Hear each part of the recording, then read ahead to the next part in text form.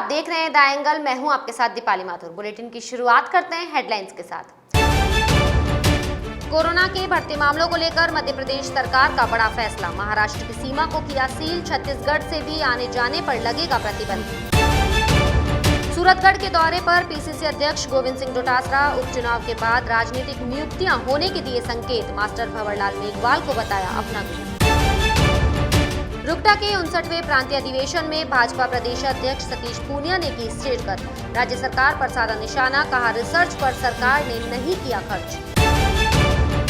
जयपुर के एसएमएस अस्पताल में शव के पोस्टमार्टम को लेकर हंगामा। मृतक के परिजनों ने नर्सिंग स्टाफ और सुरक्षा कर्मियों के साथ की मारपीट। भाजपा के राष्ट्रीय अध्यक्ष जेपी नड्डा ने पुडुचेरी में भाजपा प्रत्याशियों के समर्थन में रोड शो किया। उनके साथ केंद्रीय मंत्री अर्जुन राम मेघवाल भी मौजूद रहे। रोड शो के दौरान काफी बड़ी संख्या में भाजपा और एनडीए समर्थक मौजूद रहे। गौरतलब है कि 6 अप्रैल को पुडुचेरी में एक चरण में 30 विधानसभा सीटों पर 324 प्रत्याशियों के भाग्य का फैसला होना है। 10 लाख से ज्यादा मतदाता अपने मताधिकार का प्रयोग करेंगे। चुनाव से पहले केंद्र शासित प्रदेश में 48 घंटों के लिए फिर धारा 144 लागू कर दी गई है। इस संदर्भ में चुनाव अधिकारियों ने बताया कि 48 घंटों के लिए धारा 144 लागू करने का मकसद पुडुचेरी में उन गतिविधियों पर रोक लगाना है जो चुनाव से पहले क्षेत्र में किसी भी तरह शांति के लिए खतरा पैदा कर सकती है। पश्चिम बंगाल में तीसरे चरण के चुनाव के लिए प्रचार के आखिरी दिन टीएमसी प्रमुख ममता बनर्जी ने हावड़ा में जनसभा को संबोधित किया।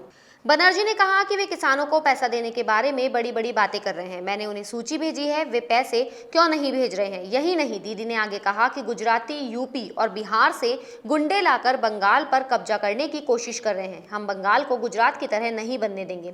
भाजपा ने सांप्रदायिक अशांति पैदा करने की कोशिश की है।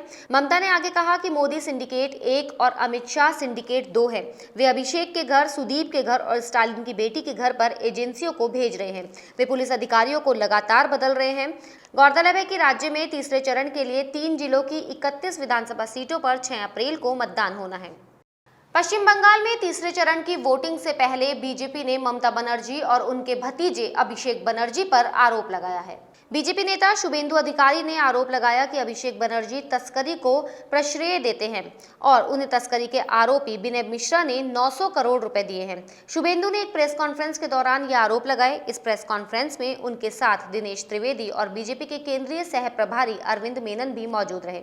शुभेंदु ने कहा, कोयला घोटाले में पश्चिम बंगाल की मुख्यमंत्री और राज्य सरकार की भूमिका साबित हो गई है। मुख्यमंत्री के भतीजे को 900 करोड़ रुपए दिए गए। बीजेपी ने कुछ ऑडियो टेप का भी जिक्र किया। इस ऑडियो टेप में घूस लेने की कथित बात कही जा रही है। केंद्रीय अल्पसंख्यक कार्य मंत्री मुख्तार अब्बास नकवी ने कांग्रेस पर आरोप लगाया है। उन्होंने कहा कि कांग्रेस धर्मनिरपेक्षता को वोट हाईजैक करने की मशीन के तौर पर इस्तेमाल करती है। इसके साथ ही नकवी ने भाजपा को सबसे बड़ी धर्मनिरपेक्ष पार्टी बताया है। उन्होंने कहा, प्रधानमंत्री नरेंद्र मोदी धर्मनिरपेक्षता के प्रति हमारी संवैधानिक प्रतिबद्धता के नायक हैं। उन्होंने एक साक्षात्कार में ये भी कहा कि मुस्लिम समाज प्रधानमंत्री मोदी की नीतियों को अपना समर्थन दे रहा है और धीरे धीरे भाजपा से जुड़ रहा है। नकवी ने असम और पश्चिम बंगाल में अपनी पार्टी की जीत की उम्मीद जताई है तथा आरोप लगाया है कि कांग्रेस ने असम में AIUDF, पश्चिम बंगाल में इंडियन सेक्युलर फ्रंट और केरल में IUML से जो समझौता किया है उससे स्पष्ट हो गया है कि धर्मनिरपेक्षता उसके लिए सिर्फ वोट हाईजैक करने की मशीन भर है। कोरोना के बढ़ते मामलों को देखते हुए मध्य प्रदेश के मुख्यमंत्री शिवराज सिंह चौहान ने बड़ा फैसला लिया है। उन्होंने कहा कि हमारे पड़ोसी राज्यों में स्थिति बहुत बुरी है। महाराष्ट्र और छत्तीसगढ़ में स्थिति संकटपूर्ण है। हमने महाराष्ट्र की सीमा को सील किया है और छत्तीसगढ़ से आने जाने पर भी प्रतिबंध लगेगा। महाराष्ट्र से सटे जिलों में बढ़ते संक्रमण को देखते हुए अब मालवाहक, आवश्यक सेवा और आपातकालीन आवाजाही को ही अनुमति दी गई है। शिवराज सिंह चौहान ने कोरोना की स्थिति को लेकर समीक्षा बैठक के बाद राज्य में सभी लोगों का मास्क पहनना बेहद जरूरी बताया है। राजस्थान कांग्रेस के अध्यक्ष गोविंद सिंह डोटासरा आज सूरतगढ़ के दौरे पर रहे। सूरतगढ़ पहुंचने पर कांग्रेस प्रत्याशी मनोज मेघवाल और कांग्रेसी कार्यकर्ताओं ने डोटासरा का स्वागत किया। कांग्रेस कार्यकर्ता सम्मेलन में कार्यकर्ताओं को संबोधित करते हुए प्रदेश अध्यक्ष गोविंद सिंह डोटासरा ने मनोज मेघवाल के पक्ष में अधिक से अधिक मतदान करने की अपील की। उन्होंने कहा कि चुनाव में कार्यकर्ताओं की मेहनत खाली नहीं जाएगी। इसी के साथ डोटासरा ने चुनाव के बाद राजनीतिक नियुक्तियों के भी संकेत दिए।